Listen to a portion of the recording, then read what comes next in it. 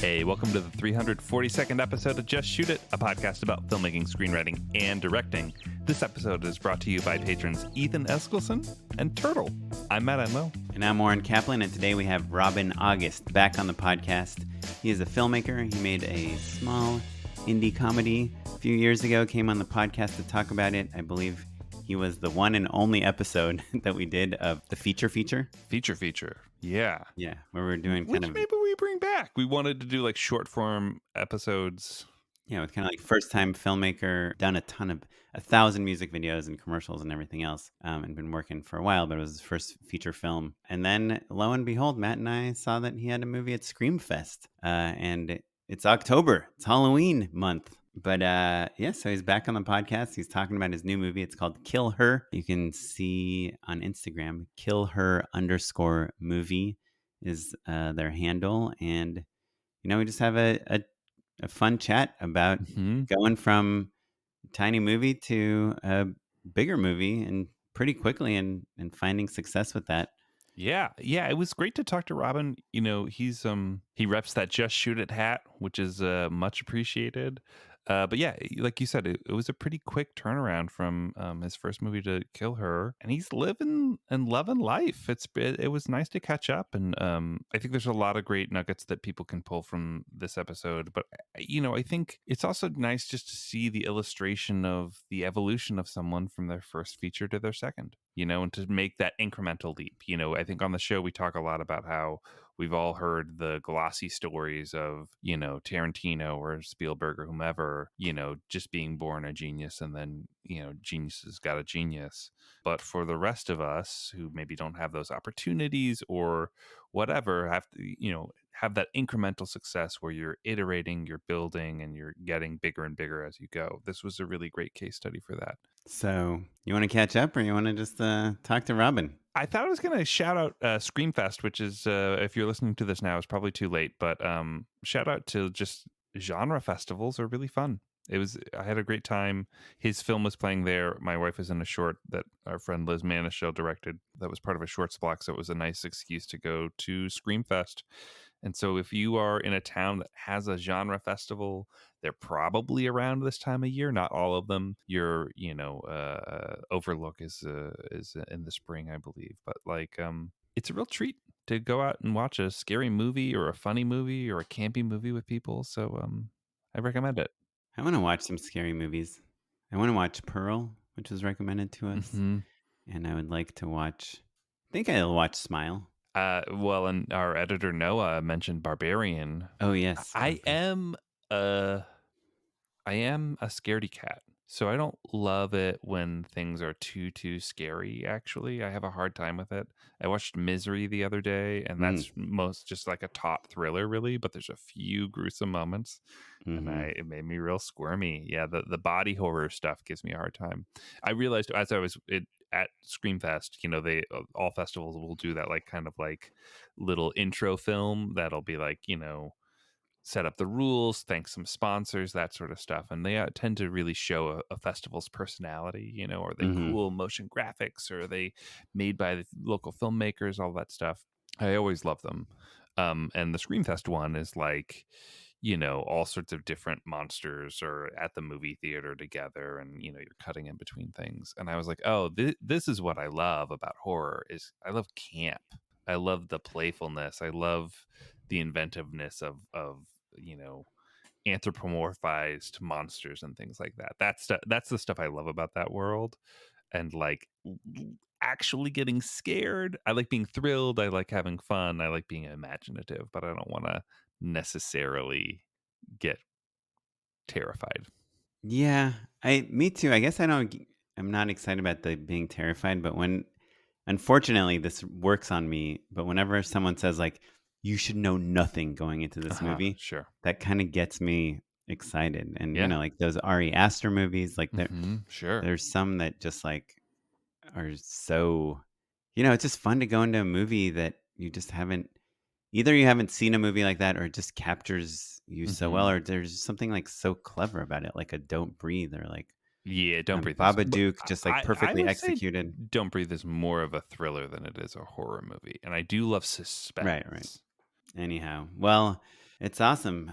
Before we talk to Robyn, I just want to remind people we have a Patreon, patreon.com/justshootitpod. I was wondering, we actually said the same patrons this episode as we did last episode because they're great patrons. They both gave it at a nice, healthy level. And I do wonder if people like just hear the first 10 seconds of the podcast and think, oh, I've already heard this episode because I recognize those patron names. So no, this is a new episode. We just are thanking the same patrons again because we appreciate them. And we will appreciate you if you go to patreon.com/justshootitpod. Give us $1, $5, $10, $2,000, whatever you can afford. With inflation, you should be able to afford more or less. I don't know. Yeah. It depends on what side of the coin you're on that. Yeah. But it is helpful. We use that money to pay our editor. We use that money for all our server fees. And again, we've mentioned this multiple times, but it really is true. We are exchanging emails to try to get this live show going. Please email us. Just like go right now, go to email justshootitpod@gmail.com and say, I would go to a live show if you had one in LA. People would go. Yeah, let's see. Let's see if we can get 20 emails. I did have the thought of like doing another online event for people who don't live in Los Angeles. That could be really fun, like a live panel. Yeah, if that's something that seems interesting to you, email us at justshootitpod@gmail.com, or you can tweet at us that you would go to a live show. But yeah, we'd love to know. But yeah, so I think that's it. Let's hop into this chat with Robyn of August.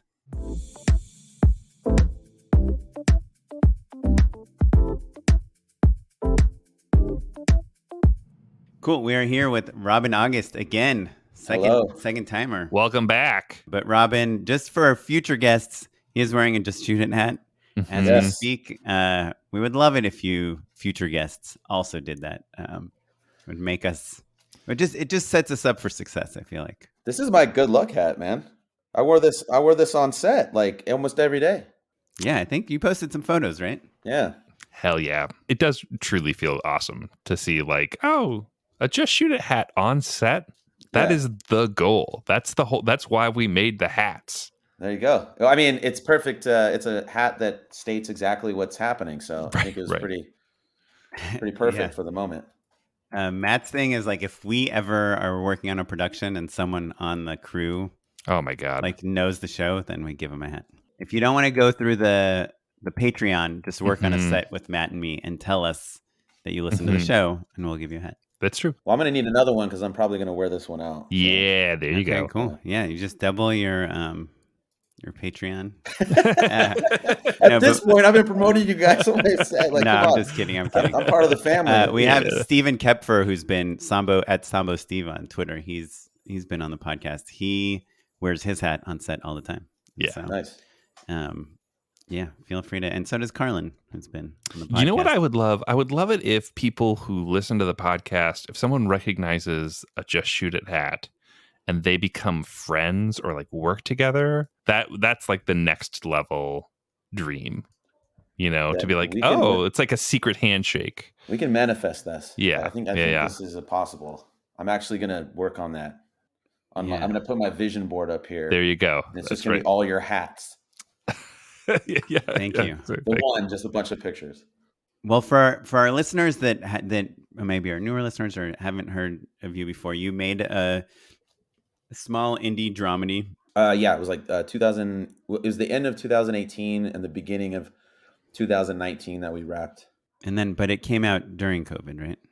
Yeah, it came out the first year, 2020. Sure. So, literally. I think it was about 2 weeks before we were supposed to screen that's when everything started getting shut down. That's right. It was kind of crazy. But we got to play it in a drive-in, so that was kind of cool that at least they still had something. It got pushed, but they still made the event happen. And as a kid growing up, like a lot of my influences of watching films have come from the drive-in in my hometown. So it was kind of cool to have my first film in a drive-in. It was I was just making out the whole time I ever went to a drive-in, so I didn't see much movie. I just was in my pajamas and fell asleep. Yeah, everybody's just hotboxing. They're not even watching the movie. It's just filled with smoke. They're like, cool movie, man. That was a cool silver lining of that whole thing, though. There was that kind of moment where people were going to the drive-ins more regularly, Yeah. as like Yeah. a way to have a festival experience or just go see movies. And they play the weirdest double features, like, in my hometown, would be, like, 2 movies that just should not go together.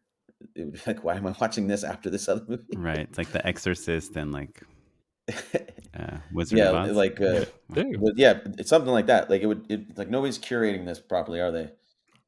Yeah. But I got a lot of, great, eclectic film watching as a child, so I think that's probably why I do a lot of weird, when I write or anything, it's kind of like a mix of different genres, and so that's maybe that's all part of, what created this brain. Yeah. What made you want to make KillHer? Was that, I mean, I'm sure you've gotten this question before, but was the title controversial in any way?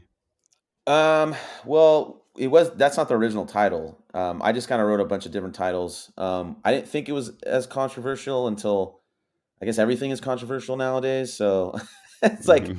under the wrong context, I could see how that could be controversial, but it's not. You have to watch the movie to understand that it's works perfectly fine. But yeah, but we definitely couldn't do the hashtag without movie on the end or something. Yeah, You were trying to just write a clever pun, and then all of a sudden you're like, yeah, "Oh no!" Yeah, yeah. It's yeah, like it's yeah. like if you took a hat and just wrote like "just shoot it" on it or something, and you're talking about film stuff, but then people think other Kind things. of, yeah. I mean, Uh, you guys are he evoking invented violence. Yeah, controversy. yeah. Well, Yeah. so Robyn, walk us through. You made this film.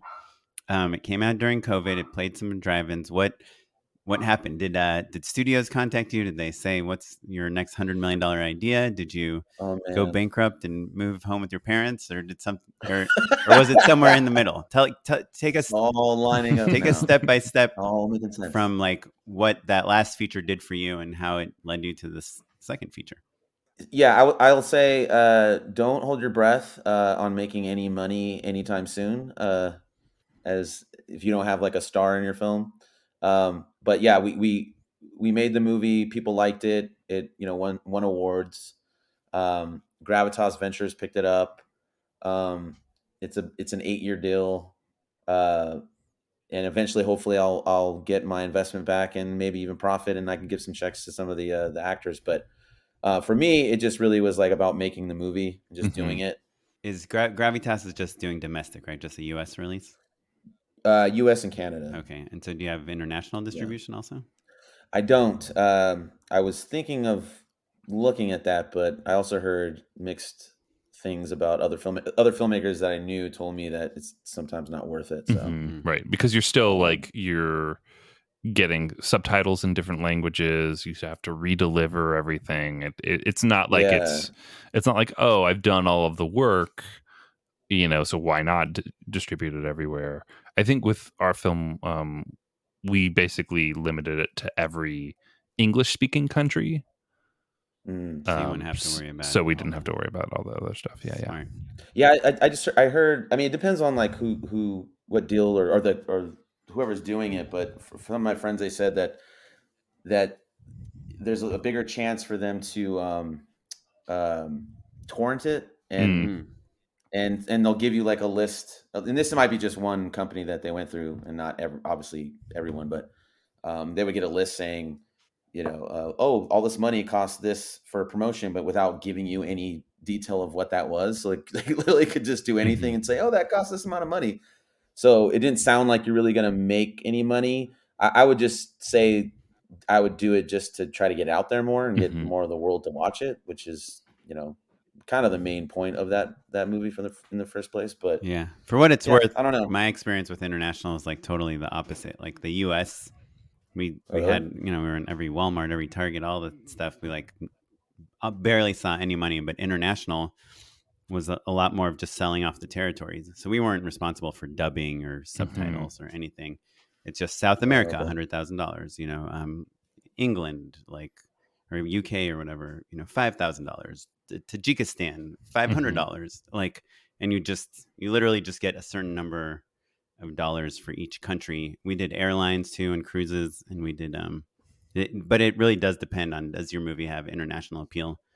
my movie was about a Yeah. UFC fighter, which does, I think, have international appeal. Mm-hmm. But Yeah. I know there are some Yeah. movies that are very American, or like Matt says, like maybe appeal more to like an English speaking audience.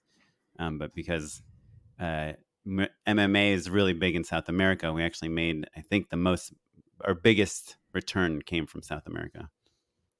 Plus, yours is like a very like inspiring underdog, Yeah, it's like you know, family friendly. story, and mine's like the most depressing thing Mm-hmm. ever.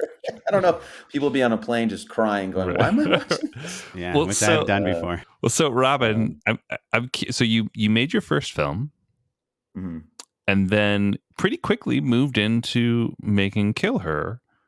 Walk Yeah. us through, but with kind of a big pivot, it seems, right? So like you went from, kind of like I said, like interpersonal relationship comedy to a horror movie. How Yeah. come? What was the Uh, motivation there? well, I mean, I am more of I gravitate more towards genre. Mm-hmm. The reason why I did my first film in that form was because it's very expensive to do horror movies and sci-fi Mm-hmm. and I still love like I'm a huge Spielberg fan, so I've always loved putting that human, the great conversations and that humanity and that heart into, even if it's a horror film. Mm-hmm. So I kind of just did that without the horror. Well, it is still kind of a horror film because it's really about grief. So it's like Sure. Sure. it's not maybe like a jump scare type, but it is kind of the horrors of how life can kind of hit you Sure, in a but out Kill of nowhere. Her But has like kind of that's just like it's just campy. like Yeah, straight up campy, like yeah, there's synthesizer music and like yeah, it's kind of like a Grindhouse little almost, right? washed out, a little grindhouse, exactly.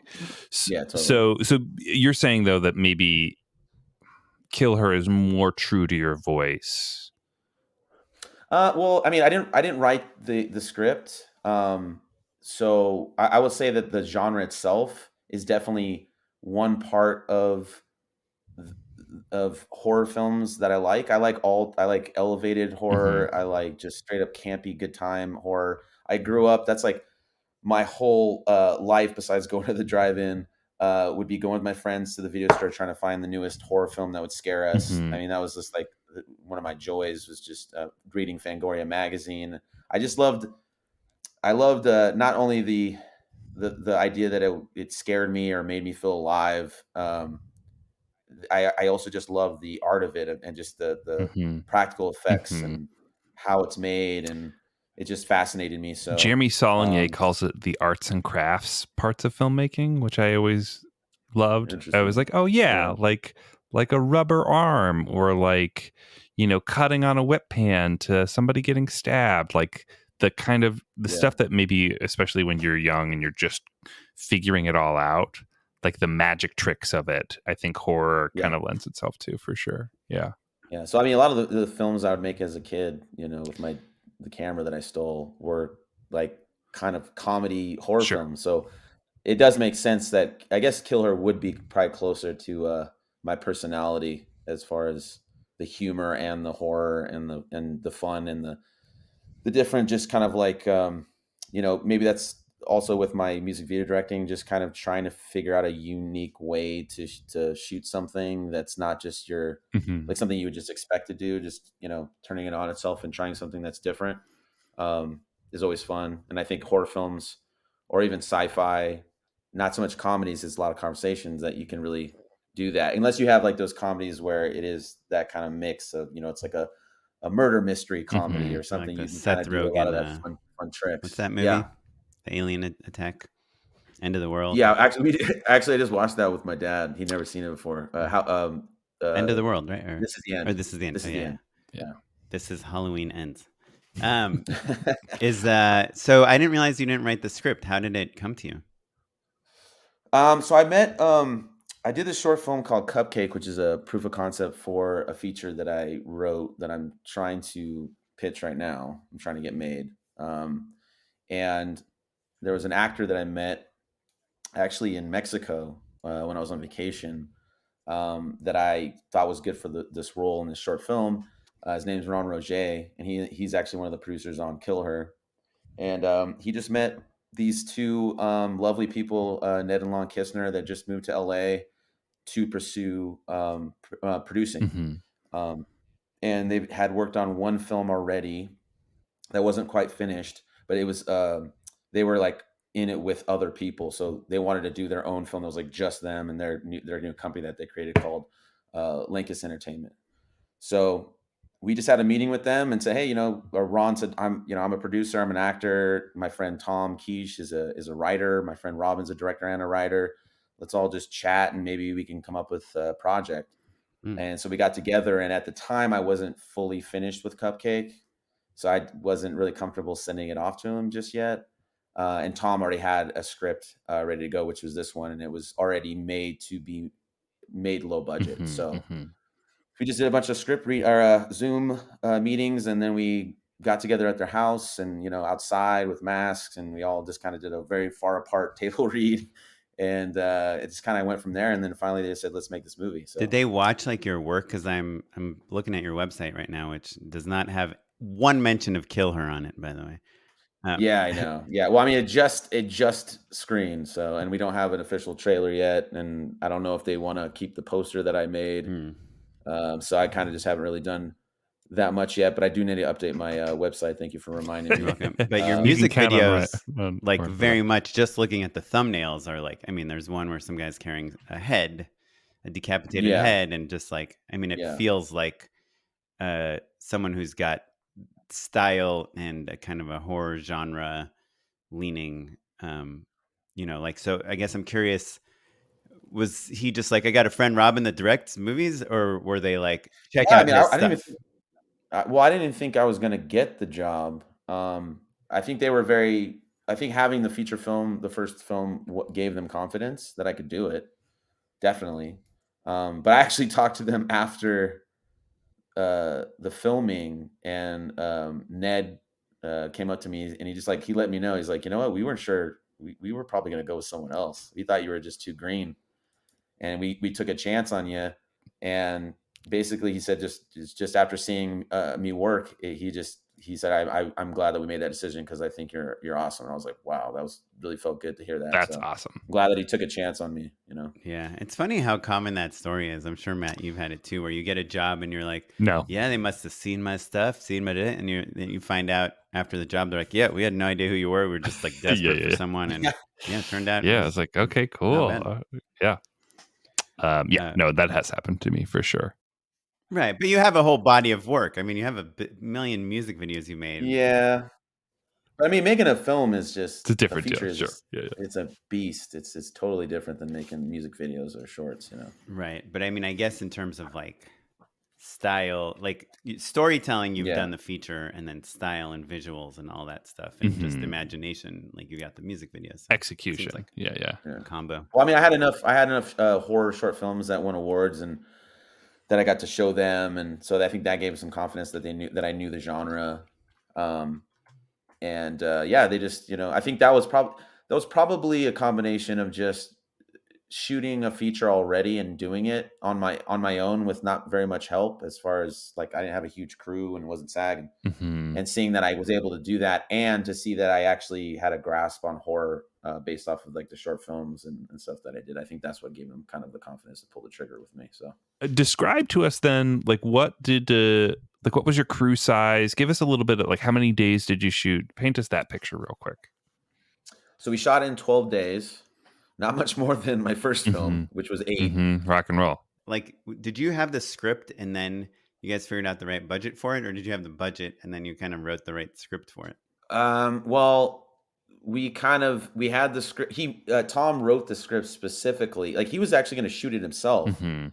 So like all this kind of happened. I don't think Tom even knew that this was going to happen. So he specifically wrote it so that it could be done super low budget. What are some things he did? Like a lot of exteriors, kind of like not a ton of locations, not a ton of cast, or what? Yeah, we shot. I mean, how many cast members? I mean, you have 5, basically like 5 leads with the HXP6. I mean, you're talking about 10 Mhm. altogether, Mhm. maybe. Um, and a crew of, I mean, maybe 25, 30, not very big. Mhm. Um, and we also had friends that were helping with, like, see, we want to get photography. So Nanlon had friends that just would come down and help shoot photography, or help with, like, they had to get we saved money on doing the COVID protocol by Ned actually doing all the tests himself, so that he could be a COVID officer, and so that we could save a little bit of money there. And so, yeah, but it was very, what was cool about it was that we shot in Big Bear on a camp, and so we all kind of stayed in this, like, safe place where we didn't leave, so we couldn't really get COVID. Yeah, you kind of you did the thing. You did the dream. Everyone was like, "What if we just all got a cabin and shot a movie together?" Yeah, basically, yeah. And then we had just a lot of, like, great friends that just hooked us up with, just letting us shoot there. Like the camp, was just like a very nice camp that, I think it was at the time where there was nothing going on there, so we got, like, a better deal. And so yeah, just a lot of friends coming together and really helping each other out to make a movie. And I think you're right. I think it had a lot to do with just the COVID, and everybody's just like, I just want to do something. And so I think everybody's got excited about just doing something. So yeah, it was a blast. It was a lot of hard work. We had 2 days in LA that we shot all the stuff that wasn't in the woods. So we shot for 10 days. It was very grueling, but man, was it fun. It was just so fun, and just great people. Like the cast and the crew and everyone was just such positive, fun people, and we had such a good time. It literally felt like a family, like, or a camping, like a summer camp or something. We don't like to hear that. So, we want war stories, Robyn. Tell us about actually no drama, man. Tell us about, like, did you bring people from your first feature cast? Hold on, I want you to do that, Oren, but I want to pump the brakes and go back to your original gripe. So now with perspective, so you said 25, 30 people crew. That sounds. I bet there are people out there that are like, oh, that sounds like a solid big crew, right? But that really means, like, department heads and, like, a few extra hands to help them out here and there, right? It's not. It's still it's amazing how scrappy 25 person crew really is, like, especially with horror. That's not even every day, though. That wasn't even every day, like, because we couldn't afford having stunts, like, multiple days, so we'd have to, like, you get the stunt day, the stunts all in one day. And or like a steady cam operator, we only get them for one day, right. So I would say, like, a cumulative of, like, everyone at once that helped on the movie, it was probably around 25 to 30, I think. So looking back on it now, right, to your point, like, the stunts, blood effects, all of the fun stuff of horror, do you wish you maybe had reallocated resources a little bit? Do you wish, like, you'd done a little bit more horse trading and given yourself an extra day or two up in the mountains, but cut Steadicam, for instance, or things like that? Or do you feel like, nah, this was right and it was fast, but it was okay?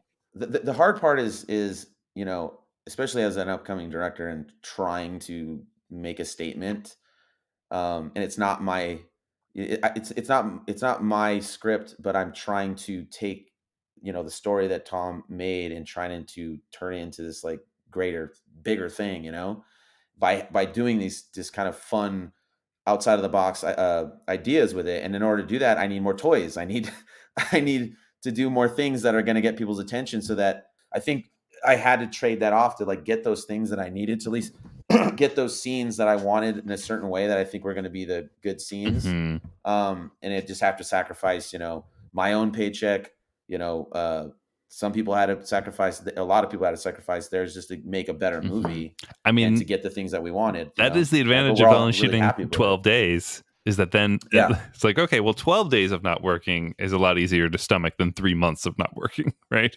Yeah. And like I said, it's sad. So everybody got paid fairly. It's just not, for how long it took and how grueling it is, you kind of feel like you wish you could pay people more for that stuff. Of course. But everybody knew what they were getting into going in, and we all just wanted to make the movie. So, I think it is. I think it's exactly what it was meant to be. I think it went better than I probably could even imagine. So, I don't know. I'm, like, a big believer in, like, the director.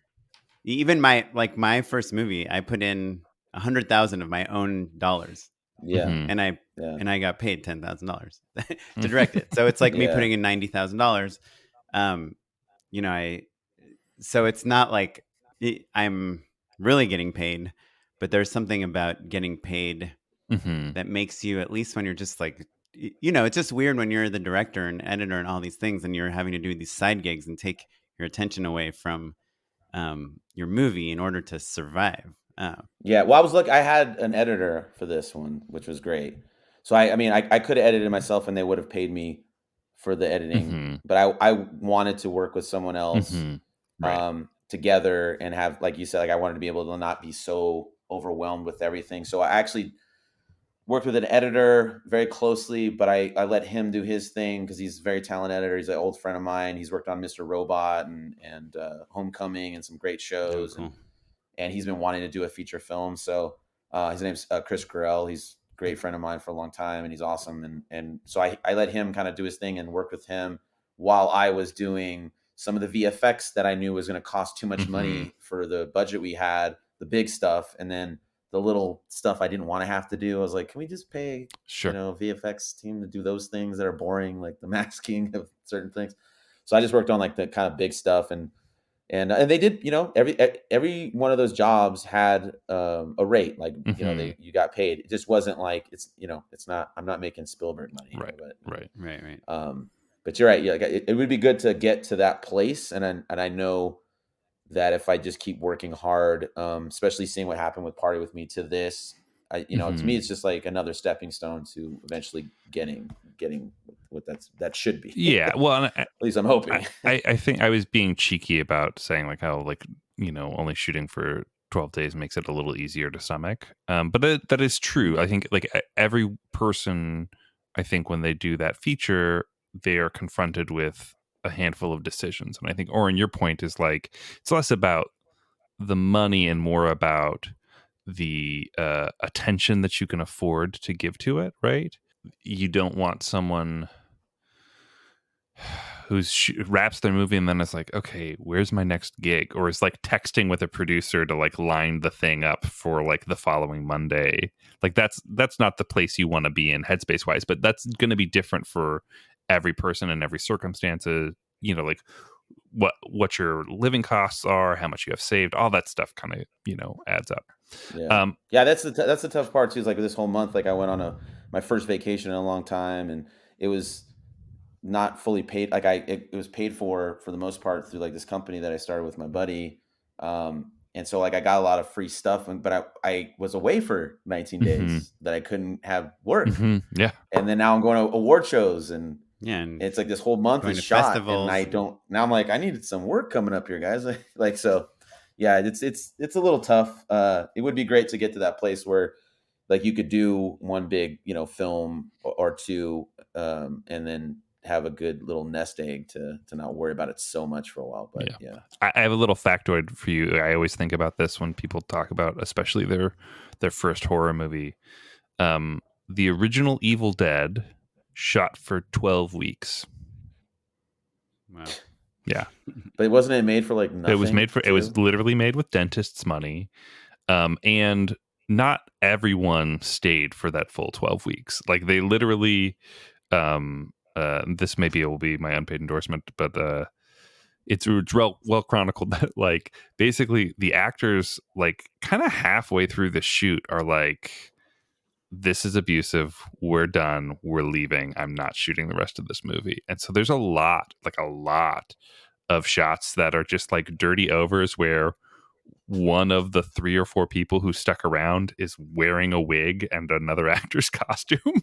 That's Like Sam amazing. Raimi's shoulder is all over that movie. Wasn't he was like He 18 or was like, 19 or yeah, I think he something. was 21. Yeah, but yeah, like they were That's kids. crazy Yeah, they though. were kids. It was like Yeah, his that's cousin, and so. yeah, it was all But sorts of. also, they were shooting on film. I think I Mm-hmm, just looked it up, 16 millimeter film, but still, just there's like a minimum amount of money you need to spend to shoot mm-hmm. when you're shooting on film. Well, Yeah. and I think what reminded me of this is, Robyn, your point about like, oh, I'm a director who is trying to make a statement about what I can do. And like, I think they made the decision, whether, inadvertently or not, there were shots in Evil Dead that took a whole day to set up and shoot. Right. Um, Mhm. and they did that. It was, just a handful of them living in the cabin that they're shooting in. And like, that was it. but that was the decision that they made, was like more time living off of, you know, a pot of boiled meat or whatever for 12 weeks, you know, like the cook Yeah. is also the camera operator, is also in the movie, you know. Well, some of these, I mean, we had one day that was 52 setups in a day. Yeah, there you go. Yeah, how yeah. many cameras And did it you was have? like all the stunts. We just had two. We had an A cam and a B cam. Same cinematographer as your first movie, Party with Yep. Me? Yeah. I met Isaac Park is my cinematographer. Now we're really close friends, but I met him on Craigslist to shoot my first film. And I for nothing. And I said, I'll promise you I'll get you more work. And ever since then, we've shot like tons of music videos. I've gotten him tons of work. I got him this. No, that's So it awesome. feels pretty. That's And now awesome. we're just kind of a unit. And so it's been pretty cool to see that whole kind of meeting and friendship kind of just evolve from there. So yeah, it's pretty That's cool. cool. I got my start like on Craigslist too. Like I just like met random people, a Yeah. bunch of I met USC some film great people on students, and Craigslist. like I'm still like Bobby Lamb, all those guys I just Sure, met through yeah. Craigslist gigs. I guess some of my favorite indie films, you know, like Blair Witch Project and the Another Earth and Bellflower and um, like the super low budget Primer. Mhm. Oh, Primer's You know, great. those were the ones that were made for like the $50,000 Desperado, whatever. Like all those films were shot for like crazy. They were all shot for like 50 days, you know, because the Mhm. director owned the camera and they just like edited and added scenes and edited and added scenes. And, you know, that's why I think, like you're saying, Matt, like some of those no budget movies work because of time. But obviously, KillHer had a budget, and so you had Yeah. amazing people, and you're pulling off 52 setups in a day. And when you say Yeah. 52, is that like 52 different setups with two cameras, or it's 26 setups with two cameras? No. We were never shooting two at a time. What? That's 52 Wait, why would you individual. never just had a shoot two at a time? We had one camera guy. We had one TV. Oh, So like basically the FX9 was pretty much for most of the movie. And then anything that like we had a snorri cam shot, or Mhm. we had Isaac there's scenes where there's chase scenes where he's got a gimbal. He's got the FX3 Mhm. on a a Ronin uh, RS2. like a stabilizer on a gimbal, and he's just like running through the Right. forest So like so that with other pine cones and camera just is just like it's there so that someone can rig it while you guys are shooting. well, he used Yeah. that FX3 and that system for a lot of like the really fast action moving Mhm. shots because it just was easier to use because we didn't have a Steadicam guy. Mhm. So yeah, so everything else that was like on sticks, or maybe some handheld was on the bigger, the FX9 for the most part. Gotcha. But yeah, all the action stuff was on the FX3. And there's only a couple times where we had we were like we would have the camera like we did a car shot where we had a car mount rig, and we had as we're setting that up he would be, so we were kind of like Mhm. overlapping things to get ready, but we've never shot them both at the same Right, time right, ever. right. Yeah, there's only one thumb hitting the record button. Yeah, yeah. Yep. Yeah. Gotcha. Yeah. Gotcha. Isaac would hate that. He would no way he would let, unless we had another person that he approved Sure. Right. that was going to be. And can you tell us a little bit about the casting? Like in terms of, you said that you said at the beginning of this interview that your first movie you felt like was hard to make money on because you didn't have anyone famous in it. Like how did that experience affect the casting of KillHer? Well, I mean, with KillHer, it was there's more cooks in the kitchen. There's more Mhm. people that have their voice. They want producers, and so it was more of a collective decision, and so that was interesting. And instead of like the first movie, I kind of just said, "You're the guy." I mean, I even wrote some of the parts like specifically for my friends, like they already had the part. Right. So that was definitely different. Here you had like a And then it's casting a lot director harder, and a lot harder. auditions and all that stuff. Yeah, and it's just a lot. It's a lot harder because there's so many great actors that come in and talented people. When you have like that big of an audition process, it's really hard to make those decisions of who's right for the role. And then it's an ensemble, so it's like, oh, I love her, Mhm.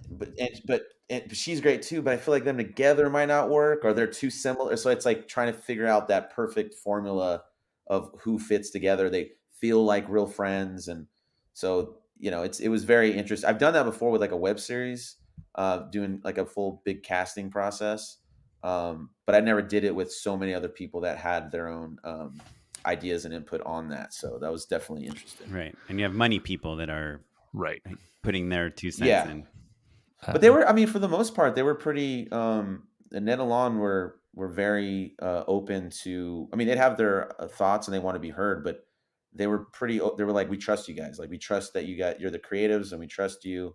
So they weren't so, white knuckled with it, So I think it was just mostly Tom and Ron, the other producers, and myself.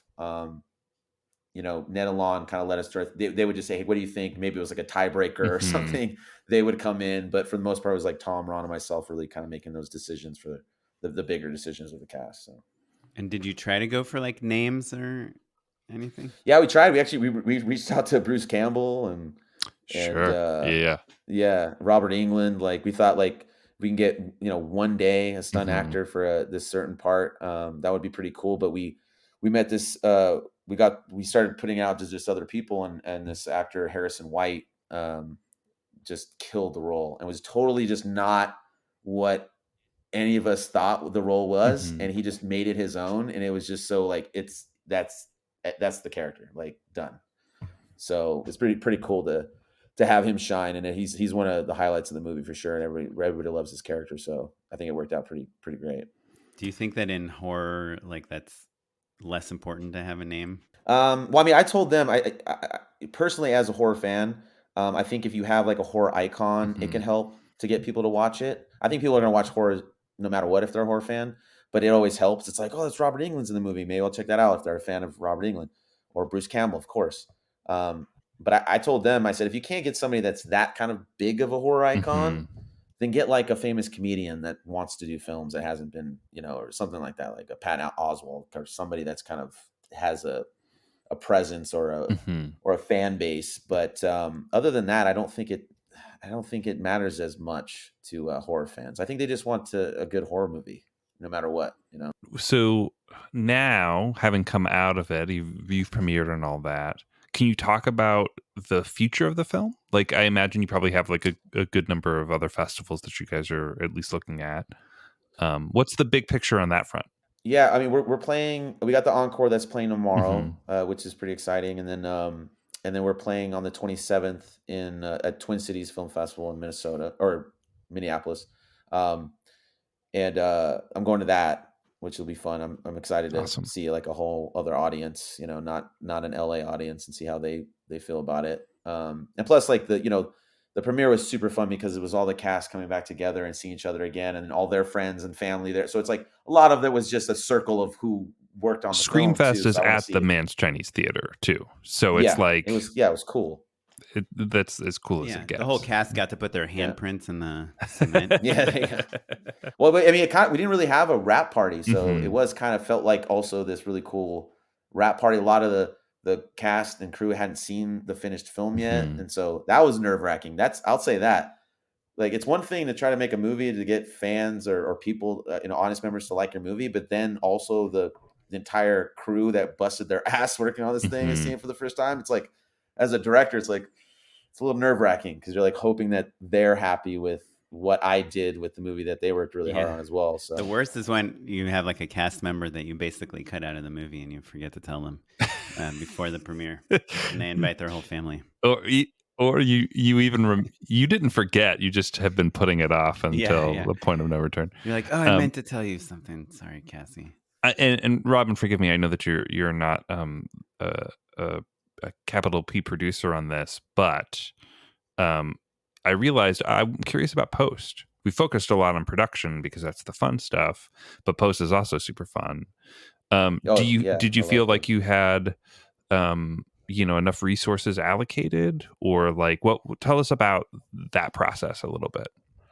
I mean, I think we did. We had a realistic. I mean, we it's a pretty good turnaround. I mean, we were filming this. In fact, I think even today would have been a day we were filming. Hmm. So it literally is 1 year later, and we got to premiere it. It's pretty cool. Yeah, super But we awesome. still felt like we had some time. Like Hmm.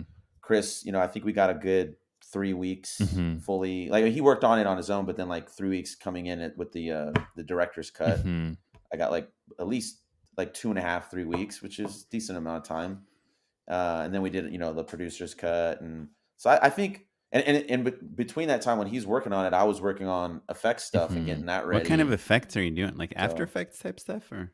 yeah. Like I did, like some, I mean, I don't want to give away the stuff, but some like blood effects, heads doing things, But like, moving away from yeah, I mean, bodies, less specifically, stuff. without getting into spoiler territory, I think maybe Oren's asking, Yeah. like, in terms of like how heavy are you doing, like 3D sims, or are you just kind of compositing things? Like, what sort of Oh, no, like everything I how did gnarly actually are was you just getting? Is what we're asking, Brock. not. Yeah. I'm not getting. Yeah, I'm not doing. I do not know the whole 3D space fully yet.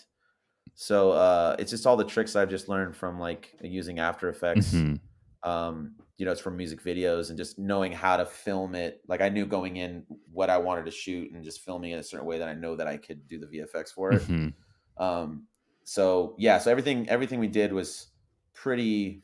It's hard. It was very hard stuff, but it wasn't that intricate. I wish it was. I wish I could Sure. be able to work. I actually just worked for the first time with 3D compositing with someone on a music video. Well, So that was I interesting. want to say I think that it is awesome. I think that, like, this is a thing that we talk about a little bit on the show, but I think for a director to have a solid understanding and the wherewithal to be able to do a certain level of VFX that are in a feature film that are awesome, but that like maybe are easier or achievable maybe because you have an understanding of how the Yeah. fundamentals all work. Do you know what I mean? Like if you can shoot for VFX, then oftentimes things don't have to be all that hard. Mhm. It's just like, did you get all of the elements that you need, and did you think through how to pull off this shot in a real way rather than having Yeah. to like fix it with CG in some way, Yeah. And I um was pretty stoked. I mean, just seeing the reactions of, some of the big scenes that I did do VFX for, and they all were gasping, and awesome, man. it's Dude, a pretty good so feeling. cool. It's like Yeah, I know it always could be better. We can get like a whole huge, sure. house to do it, but it was just me, and to hear anybody that was like, it played, Hmm. it worked. No one's I'm like, there's happy, too much jittering on that roto. Clean up the feathering. Yeah, Yeah. Yeah. I Yeah. think like, yeah, it's director awesome, man. VFX, it's so random, but like a director that knows VFX, to me, even like if I do a commercial that has like 4 shots in it, I'm now my thing is I just say like, hey, I would love to do the visual effects on this commercial. I know at this point there's no VFX, but like I don't want to be in the edit and be like, this is the best shot, Mm-hmm. but we're not using it because this Mm-hmm. car drove in the background, like Yeah. something that I know I could fix in like an hour of work. I think it's a combination too. Like I feel like, especially with horror, my favorite thing is practical, Mm-hmm. and then if you add a little bit, it's perfect. But if it's all VFX, sometimes Yeah. Yeah. it just And that's feels really what I'm weird. describing, I think, is like just having an understanding of how to marry different physical elements together into one shot, basically, so that you can do things safely, wire removal a little bit, and then plussing things or whatever. Yeah. And hearing talking to some of the VFX guys, like the guys that worked on ours, just to hear some of the stories of what they have to do Mm-hmm. because they didn't prep Sure, anything sure. is Yeah, crazy. yeah. It Like, you again, had to do this thing. I'm like, you had to do that? How is Mhm. that even? Some of these things I don't even think. I was like, Well, how is that even possible without like having it a? has to be informed by people who are like, okay, well then if you're going to do it that way, throw a tracking marker up or do the Yeah. stuff to make it feasible for them. Move that stand, Mhm. whatever.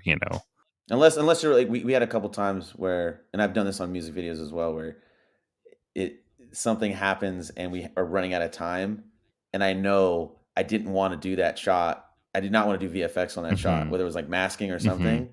And you're just, and I have to just go, it's fine, just shoot it. I'll mask But it. but Like if I have to do it you know how to do at it, the time. so it's Yeah. like, okay, Yeah. you're making the deal with yourself. You're like, okay, I know this is going to Yeah. hurt me on my my future. There were so many times where like, God, if I had just like cut this thing so that it wasn't in the shot anymore, just like literally like moved it out of the way, I wouldn't be spending 2 days on these handful of shots or whatever. But I'm the person who made that I knew the ramifications of what I was doing, and I just did it anyway. You know what I mean? And that's okay. Yeah. That's good. But like having the skills to pick up those pieces is, I think, the difference, you know. And there's been a couple times where you're like so busy. I've been so busy trying to get everything that I missed one critical thing. Mm-hmm. And thank God the camera was still rolling on some random Mm-hmm. B part that I could use to fix Mm-hmm. it. It's happened so many times. Like my short film Cupcake, you know, we had this reaction shot and we get through I get the whole thing done. I'm like, I think I got everything. And I went, I don't have any coverage of what he's looking at. Mm-hmm. And luckily, I had another shot that shot that way where the actor, because the actor was in the shot for most of the scenes, but it was like one shot he's not in it, and I got that shot of it, Mm-hmm. but it was a total just B-roll, Like an accidental plate, basically. Right, like before Yeah, you enter exactly. something. Yeah. I was like, thank God. Otherwise, I'd have to build like build a whole. Yeah. It's crazy. So, yeah, sometimes you luck out. I've been very lucky so far. Yeah. Well, so I got us on this tangent. You're touring with the film. You're going to other festivals. What's the next step? What's the hope? What's the ideal circumstance for KillHer? For me, I would love to get into more festivals. I think now that we've, you know, had some success with just the opening night and the encore, and if we have any success with Twin Cities, we can get in some more. I think there are a couple more that we're aiming for but that might be next year because we were a little bit late.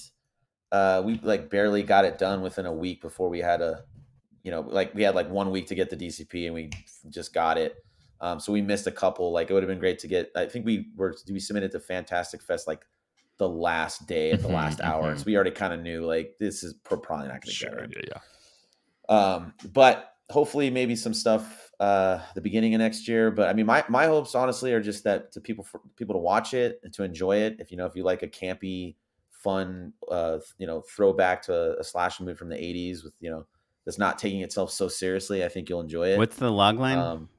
4 women go into the woods for a bachelor party for a killer good time, and that's exactly what they get. I think that was kind of the. But yeah, there's a lot of the stuff isn't even fully up yet. Like we just got the social medias up. We're just still working on the website. We're just kind of seeing how it goes with the festival runs, and I know that they're also working simultaneously trying to see if there can be a deal or something with the film. So, but it's kind of out of my hands. I'm just really hoping people watch it and if they like it, they're going to tell their friends and other people, and then hopefully it gets a word of mouth and it just gets out. And you have some points, I'm assuming, on the movie. If the movie sells and does well, you'll. Yeah, I mean, I'm not really expecting not holding your breath anything. I think it would be amazing, and I definitely hope that happens. But I'm at this point. I can't get my hopes up with stuff like that. I have to just keep moving forward and working hard. So, I mean, ultimately, I just want this to do well to the audience that it's meant for.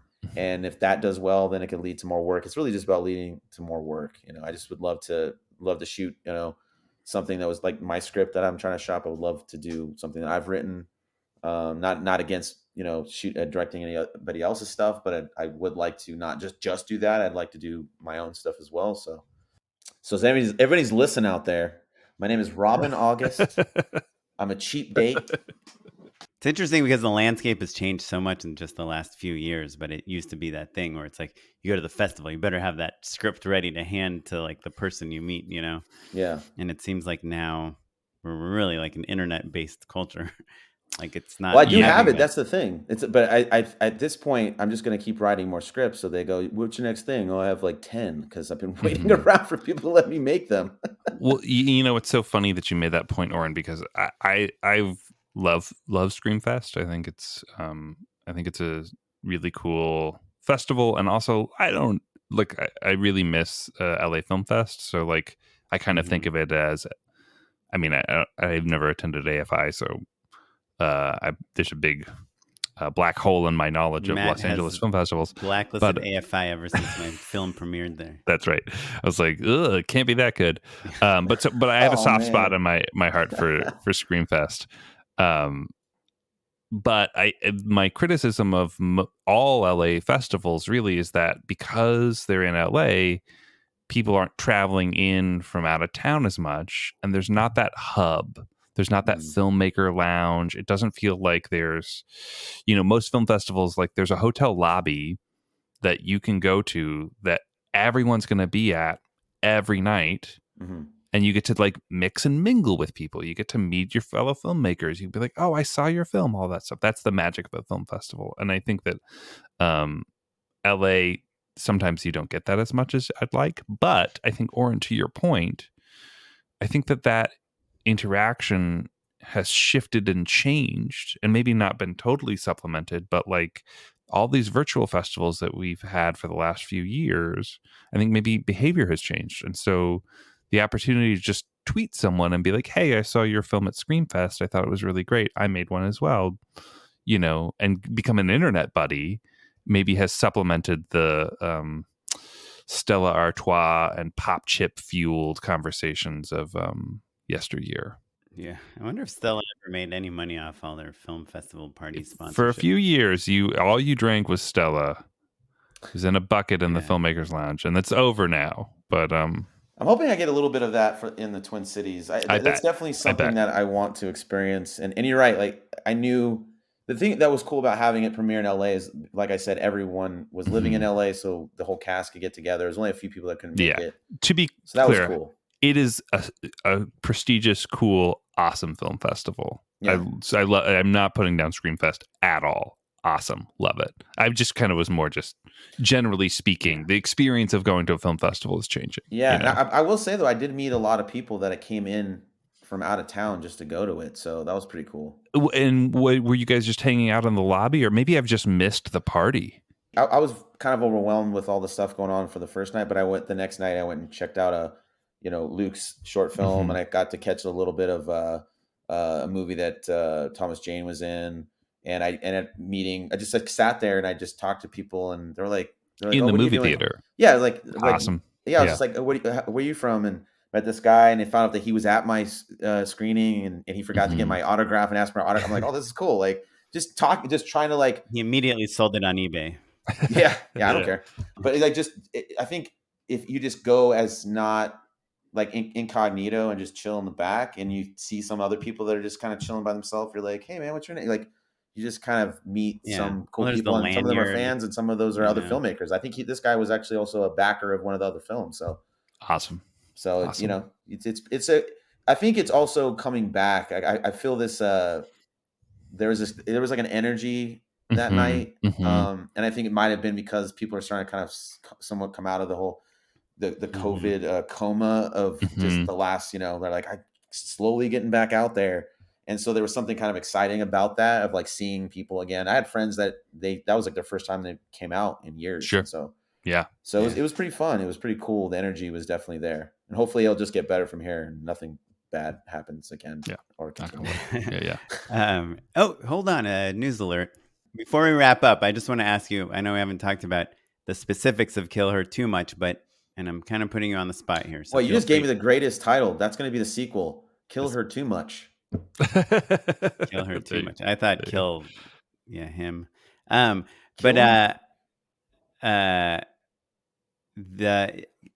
Can you think of two creative takeaways that you got from either filming or editing? Like, I know when I made my movie, I just learned so much about storytelling. I learned so much about audience, like what you're asking the audience to buy into and their patience. And like one of my issues with my first movie is that it's about a guy who's like has a tough life, and there just weren't enough shots of him like smiling, and being happy. And it was harder to get the audience invested in him. And we had to do a lot of that B-roll type of stuff. We're like, oh, he smiled when we called cut. Let's use that, for a moment. Like, are there any creative takeaways from like a storytelling, editing, production, casting, acting, performance, things that you can give us before we wrap up? Yeah, I mean, I actually learned a lot on this shoot about blocking, and I didn't really know that. I mean, I kind of just went in saying, stand there and do this, and I'll shoot it this way. But really working with actors and communicating to them what I needed and figuring that out was somewhat new to me, like in a more professional way. So that was I think I learned a lot about that, and working with the actors and really just I've been so close to the camera so much, I don't, like Tarantino, like he's like right there with the camera all the time. But we had times where I had to be, the camera was further away, and I'd still be next to the camera, and my first aide come up, he's like, "Hey man, you need to go talk to your actors." I'm like, "Oh my god, so sorry, I'm like too far away from them. I'm not giving them any direction." So learning how to at the same time be in that like creative zone of what's being shot on camera and working with the cinematographer while also communicating to the actors what I need from them was, it was on another scale. So that Mhm. learning that was very, very cool and eye opening. And I think I learned a lot from that. Was there any Definitely on that. specific thing blocking wise that like you did that you would do again? Uh, well, I mean, I would, I learned a lot about movement because we only had certain time to shoot scenes, so we'd have to have scenes that were kind of one take, and it would just get boring. And I didn't want to just do the over the shoulder stuff.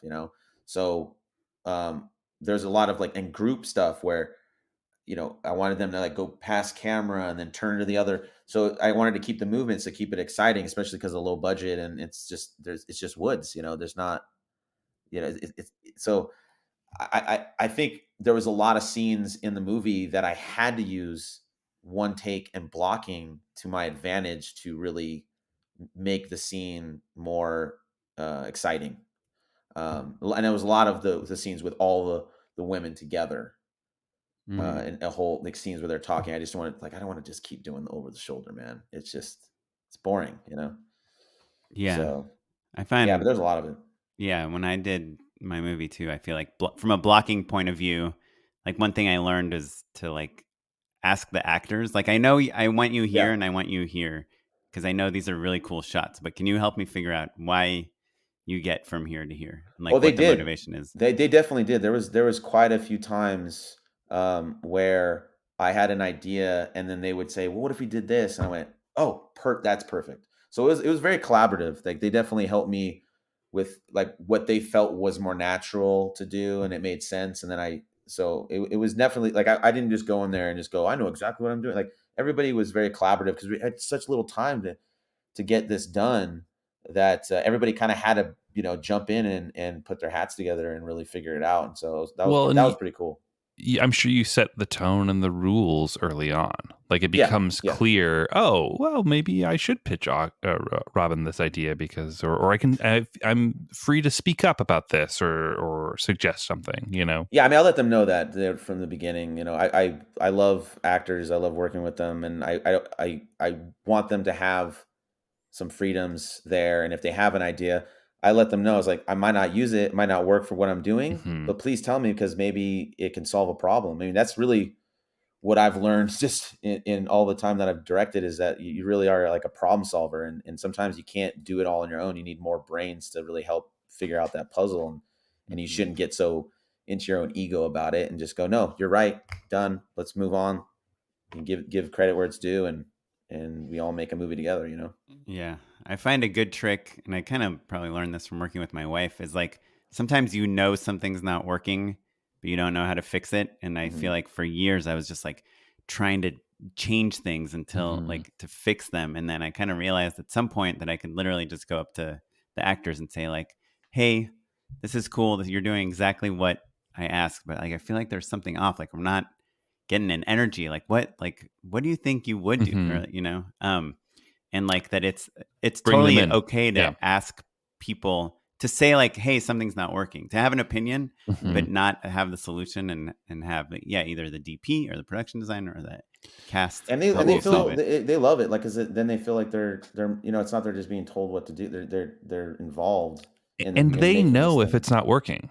Do you Yeah. know what I Right. mean? If you're on take 4 or 5 and everything else has been a single take, and you come back with like a different direction every time, Hmm. they know you're trying to fix something and that you haven't figured it out how to fix it yet. Yeah, Mhm. you know They it's know. bad when you're on take 5 and you're like, yeah, even faster, even Uh-huh. faster. I'll tell you when to dial it back.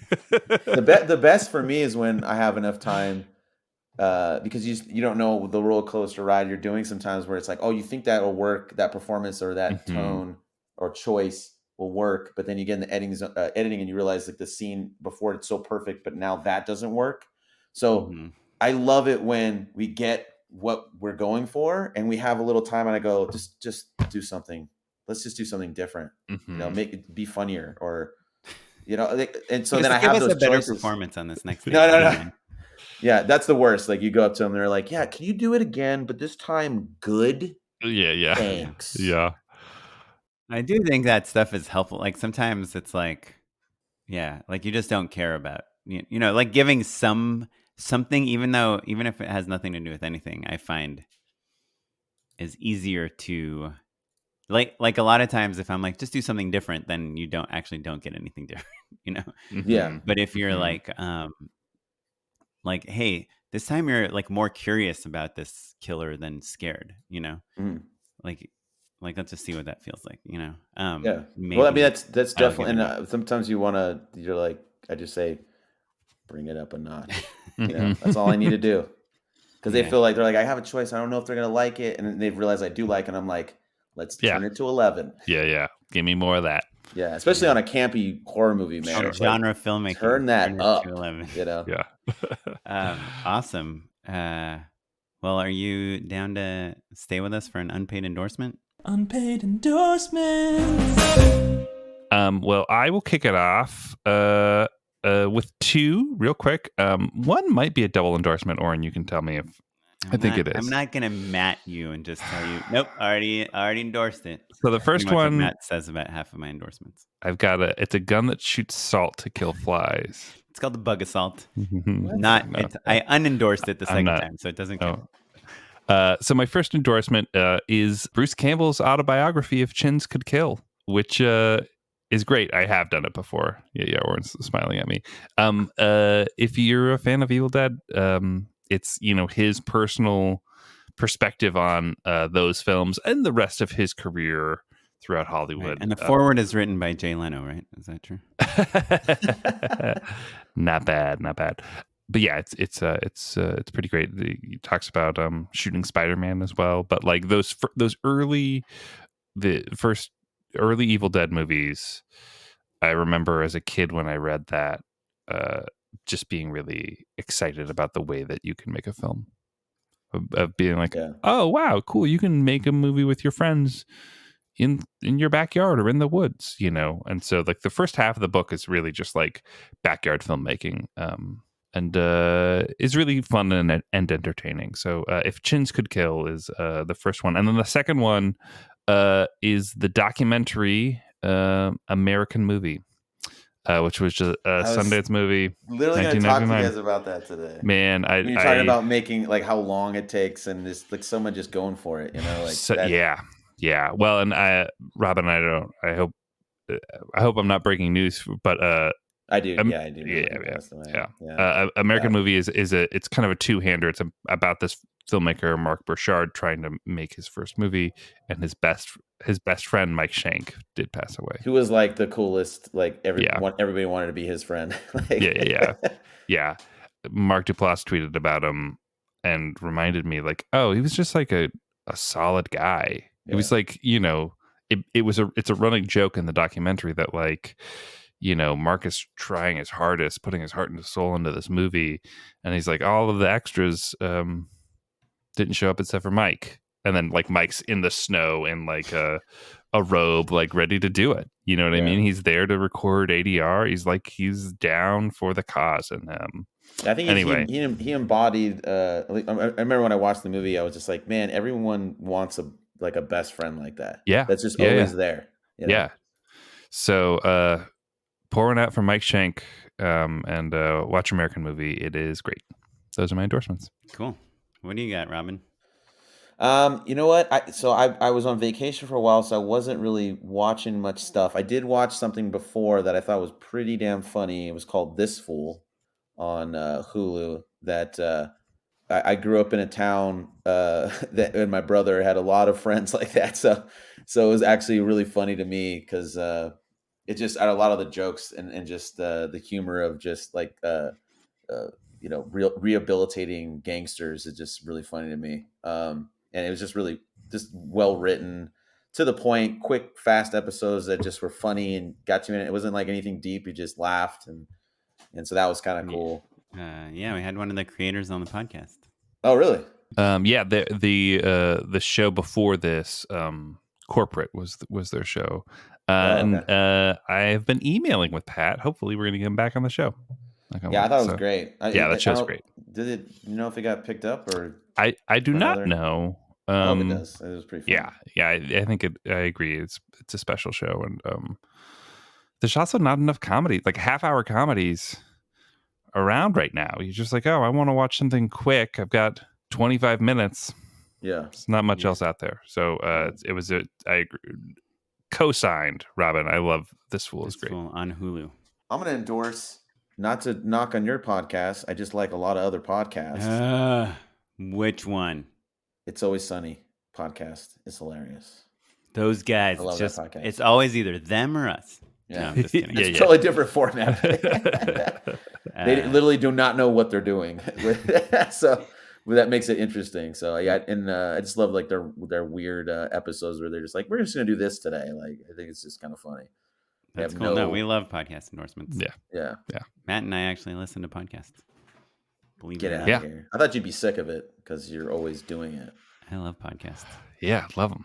Especially while I'm doing VFX, while I'm rotoing shots for your movie. Well, I guess I'm just going to jump on the TV bandwagon and just talk about the things I've been watching recently. I have been watching a half-hour comedy, Reboot, on Hulu with Matt's...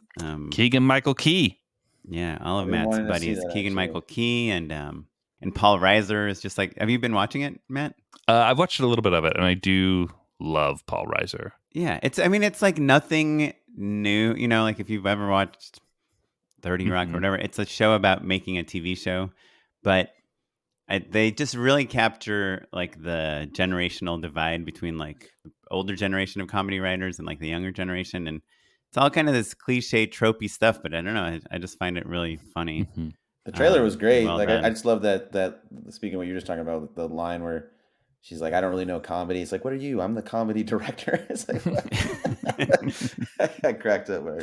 It's super easy to watch. And then I'm loving House of the Dragon. If you're in doubt, I just haven't watched it yet. I'm a big fan of Game of Thrones. A little disappointed with how it ended. Yeah, I know. Everyone, like, I don't know why some random ending of some show from years ago is like making people not watch the best show on HBO. I don't know. I'm gonna check it out. I just haven't gotten around to it yet. Yeah, I think it's way easier to follow than Game of Thrones. I mean, there are a lot of very similar plot lines from Game of Thrones, but it's every time I like watch a really riveting scene, I realize like it really all is about a game. It really is a Game of Thrones. It's like who's gonna sit on the throne? Like that's literally the plot. But how they make that one thing so interesting for like 9 seasons is amazing. I just thought about it. This is just like a really violent version of musical chairs. It's just violent musical chairs. But yeah, and then the other show I just started watching is F1 Drive to Survive, docuseries about F1. And Dancing with the Stars. So if you're looking for any new shows, Dancing with the Stars, you guys know it's on Disney Plus? What the heck? It's got Dancing with the Stars. I've never heard of it. Is that are you joking? Is that a big show? Have you heard of American Idol? I'm kidding. Oh, you are kidding. Yeah, my parents, like all they watch is like The Voice. Oh, yeah, you have parents. The cast though, it's like Selma Blair who has MS. It's like, and you know, it's hard for her to dance, and she's like doing amazing. And one of the actors from Coda, who's deaf, is like also one of the dancers. And I mean, it's just like the cross section of contestants is crazy. They had like a 71-year-old contestant, and they have like a 16 or 17-year-old Charlene D'Amelio from TikTok. Like, I mean, it's just like it's such an interesting cross section, and it's like so positive. And if you're looking for something to watch with like your 5-year-old kid, sure, pretty fun. Well, Robyn, this was great. Where can people learn more about you, stay in touch, and be made aware when KillHer is available? They can follow me on Instagram. I'm mostly on there. Robyn of August. The Instagram for KillHer is KillHer Movie. We also have a Facebook. I believe it's KillHer _movie.